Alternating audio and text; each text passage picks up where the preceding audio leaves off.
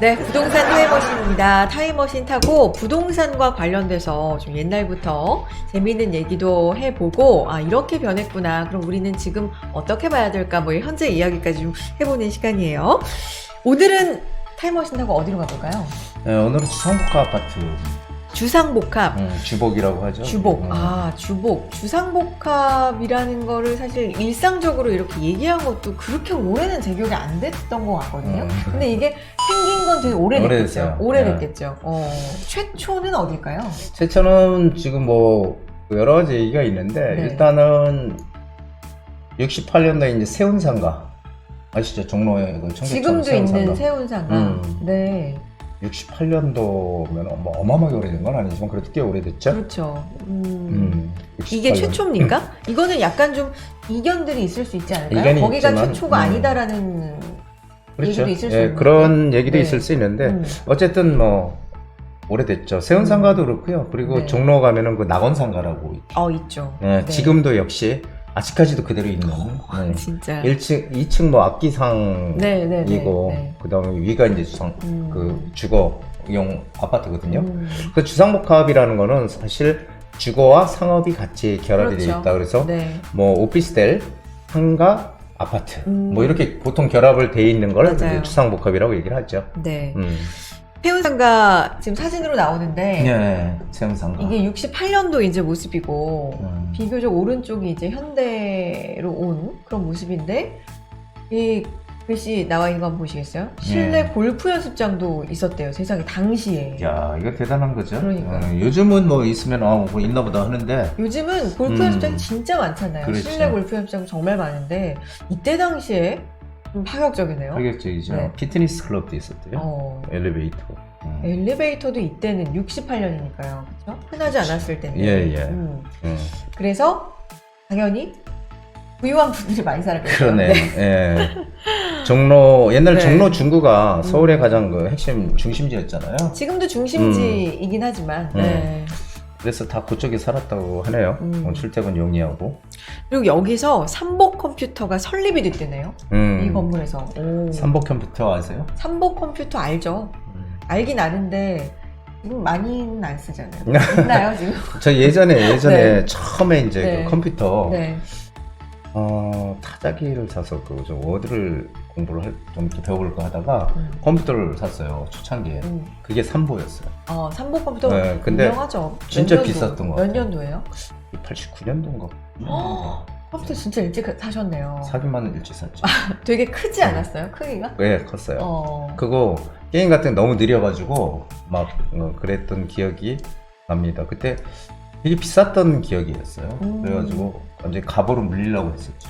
정확하게 기억은 안 나시겠지만 어느 정도 가격대였을까요? 거의 한 150, 200? 그때 당시에 네, 비싸네요. 150. 지금 노트북 컴퓨터도 그 정도 안 하는데. 저는 그때 한복 컴퓨터가 그렇게 좋은지 몰랐는데 그때 그만 해도 다 좋다고 얘기했어요. 와, 최고라고 그랬어요. 최고였겠죠. 최고였겠죠. 그래서 잘 몰랐던 시절입니다. 네. 그런 거 보면 인터넷 속도 요즘 우리 조금만 느려도 너무 답답해 하잖아요, 진짜. 우리 또 인터넷 강국이기 때문에 코리아가 진짜 많이 발전한 것 같습니다. 자, 그래서 본격적으로 강남 개발이 시작되면서 좀 슬럼화가 시작됐다라는 얘기고요.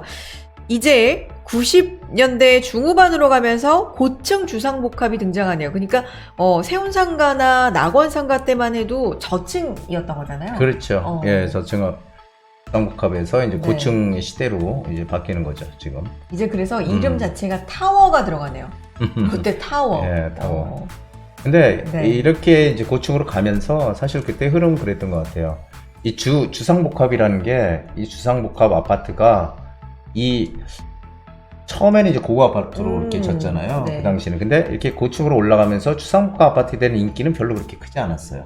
고층으로 오히려 가면서. 올라가면서 그래요? 그냥 주상복합인가 보다.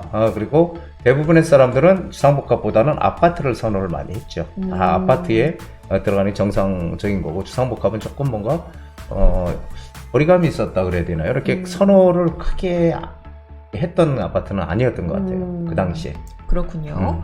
그래서 이제 다음 단계로 가면은 고층 주상복합 아파트 이제 진화가 시작되는데 제 기억이 여기서부터인 것 같은데, 음. 왜냐면은 제가 주상복합이라는 걸 이제 듣고 그럴 때가 주상복합은 되게 예, 고급이다라는 맞아요. 인식이 있었을 때부터 주상복합을 좀 많이 단어를 들어봤던 것 같거든요. 그때가 예, 이때 아니에요? 맞아요. 네. 많은 분들이 주상복합 아파트에 대해서 이렇게 얘기를 많이 들었던 게 바로 이 도곡동의 타워팰리스가 등장하면서요. 그랬던 것 같아요. 예, 그러면서 주상복합 아파트는 고급 아파트의 대명사. 그러니까 이 타워팰리스를 이 삼성에서 했나요? 그때 그래가지고 아마 그 상당히 홍보를 잘했던 됐나요? 것 같아요. 예, 그래서 이 타워팰리스 이퀄 주상복합, 주상복합 이퀄 고급 아파트.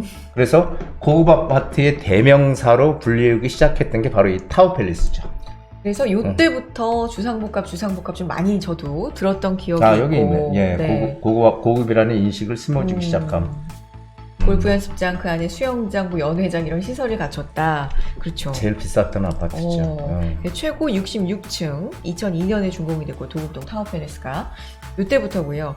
이제는 또 다음 세대의 주상복합 아파트가 등장하는데 그건 언제일까요? 2000년대 이제 뭐 한 후반 될까요? 예, 이 분당 네. 파크뷰 지금도 있죠. 그래서 이 파크뷰 사는 분들은 상당히 살기 좋다고 해요. 네. 편리하고 뭐 주상복합은 본래 편리성이 가장 크니까. 그쵸. 근데 이제 여기도 나왔다시피 면적 대비 좁은 주거 면적, 관리비 많이 나오고, 그리고 이제 환기와 통풍의 문제 이런 것들이 이제 부각이 되기 시작했죠. 왜 그러냐면은 네. 타워팰리스 같은 경우는 완전히 강남 한복판에 있는 고급 아파트다 네. 보니까 이제 별로 이런 단점이나 이런 것들이 크게 부각이 안 됐었는데 분당에서 이 분당 파크뷰가 들어오면서 네. 이런 게 이제 좀 부각이 되기 시작했죠. 단점이. 그래서 이게 이후부터 이제 왜냐면 주거와 상업이 같이 섞여 있으니까 항상 문제가 주상복합의 문제가 그런 거예요. 너무 이 전용 면적이 좁아. 전용 면적이. 왜냐면 뭐 다 차지해. 지하 뭐 이런 것들 다 차지하잖아요. 그게 그러니까 면적이 좁아지니까 주거와 상업 시설을 분리하는 이런 형태의 이제 새로운 형태의 이제 주상복합이 이제 등장을 하기 시작한 거죠. 이후부터. 그렇군요. 그래서 이런 문제들이 있어서 주거와 상업이 좀 분리된 형태가 나온다. 근데 항상 약간 저희 예전에 이제 뭐 방송국에서 생방송할 때도 그 상담으로 이 주상복합에 대한 문의가 들어오면 우리가 근데 주상복합은 재건축이 좀 힘들다라는 말씀을 하셨던 기억이 제가 나거든요. 맞아요. 그래서 이게 이제 네. 주상복합 아파트가 이제 가장 큰 문제가 네. 바로 그거예요. 이 재건축이 힘들다는 거죠. 왜 그러냐면은 이 주상복합은 제가 뭐 방송에서도 늘 얘기했지만 주거, 아파트와 그다음에 상가, 오피스텔 이런 것들이 같이 있다 보니까 그러다 보니까 이해관계가 다 틀려요. 그래서 재건축을 할 때 가령 이제 주상복합 아파트 특히 오피스텔 같은 건 대지 지분이 되게 작거든요. 작으니까 이거 재건축을 해서 만약에 거기다 아파트를 다시 짓는다 그러면은 추가 부담금을 많이 내야 돼. 아파트에 있는 사람들은 조금 더 크잖아요. 이게. 네네. 지분이 네. 넓잖아요. 그러다 네. 보니까 서로 이해관계가 안 맞는 거죠. 그러다가 또 거기에다가 상가를 가지고 있는 분들, 상가 가지고 있는 분들은 아니 상가를 월세 잘 받고 있는데 월세 그러니까. 줘서 이거 월세 주다 말고 재건축을 해서 나가게 되면은 보상 못 받잖아요, 돈. 그럼 그걸 누가 보상해 주느냐? 보상 주체도 없어. 그러다 보니까 서로 반대하고 해서 주상복합이 잘 재건축이 안 되는 거죠. 그래서 지금 낙원상가, 종로에 있는 낙원상가도 참 오래됐는데도 불구하고 아직도 지금 그러고 있습니다. 편리한 것도 있고 뭐 이제 시대가 바뀌면서 굉장히 고급진 이미지 실제로 그렇게 설계가 되고 이런 장점들이 있는가 하면 또 이렇게 생각해 볼 만한 점도 있고요. 자, 2.5세대, 3세대 주상복합 아파트 이건 뭘까요? 네, 이건 뭐 분리가 돼 있는 거죠. 그러니까 아파트 같이 있는 게 아니고 아파트하고 오피스를 이렇게 따로따로 분리해 놓은 거예요. 그러니까 편하게. 아까 환기와 통풍 문제가 생겼다라고 했는데 여기는 마통풍이 가능하게 이제 설계를 바꾸고 그렇죠. 그리고 이제 그 전용률이 일반 아파트와 이제 비슷하게 이제 가는 거죠. 왜냐하면 상가가 분리됐기 때문에 그래서 좀 더 이제 편리한 그런 주상복합 아파트가 등장을 했다 이렇게 볼 수 있겠습니다.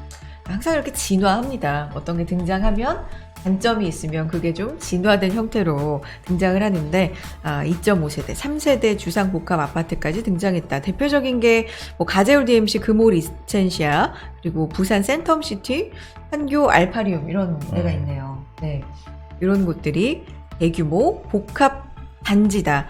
문화, 레저, 여가 생활이 가능한 대규모 쇼핑몰. 이거는 좀 광고 문구에서 많이 본 것 같은. 네. 자, 그래서 주상복합에 대해서 오늘 역사 좀 알아봤는데 주상복합에 대해 좀 정리해 주시고 포인트 뭘로 살펴볼까요? 2000년 초반만 해도 이제 주상복합 고급 아파트다 이런 인식이 상당히 강했죠. 타워플레이스의 네. 사례처럼. 그래서 고급 주택이라는 인식이 강했지만 지금은 그냥 어떤 좀 편리함을 누릴 수 있는 그런 이제 주거단지로서의 성격이 훨씬 더 강해졌다 이렇게 네. 생각이 됩니다. 그래서 이런 사회적인 트렌드와 맞물려서 이제 공원과 인접하고 주거 상업, 업무 시설까지 다 갖추고 있는 상당히 편리하죠. 이렇게 되니까 실속형 이제 주상복합 이제 이 실수요자들도 많이 과거에 비해서 이제 뭐 들어가게 되고 이렇게 주목을 받고 있어요. 하지만 주상복합 아파트는 제가 늘 말씀드렸지만은 이 용적률이 너무 높기 때문에 사실 재건축을 하기가 어렵다는 거예요. 그래서 시간이 지나면 가치가 하락한다. 그래서 한 10년 이상 지난 것들부터 이제 슬슬 문제가 가치가 떨어지는 그런 현상이 발생할 수 있다는 거죠. 그래서 이 내가 거주하는 거는 편하고 너무 좋지만 투자의 관점에서는 주상복합은 좋은 선택은 아니라고 보여져요. 그러니까 시간이 지나면 가치가 하락하기 때문에 네. 그렇습니다. 그래서 사는 것과 투자하는 것은 분리를 해서 이렇게 하면 어떨까라는 게 제 생각이고요. 또 여러분들도 그런 관점을 가지고 주상복합을 좀 보셔야 되리라고 생각이 됩니다. 네, 오늘은 타임머신 타고 주상복합에 대해서 알아봤습니다.